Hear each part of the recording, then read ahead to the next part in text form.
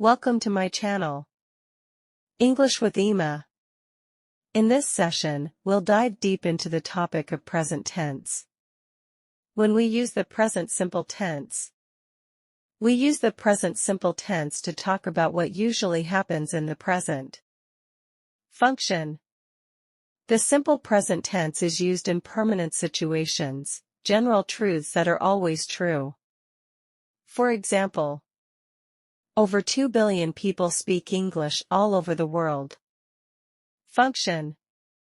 The simple present tense is used for regular or repeated actions or habits. For example, the English drink a lot of tea. Function. The simple present tense is used for timetables, scheduled events. A timetable or schedule is something predetermined and fixed, so it is treated as a fact, even though it refers to the future. It provides a straightforward way to talk about predictable future events.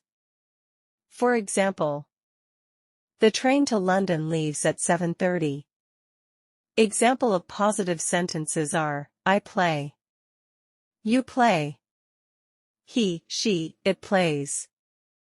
We play. You play. They play. Examples of negative sentences. I don't play. You don't play. He, she, it doesn't play. We don't play. You don't play. They don't play. Examples of questions. Question words, plus do plus I, you they plus verb.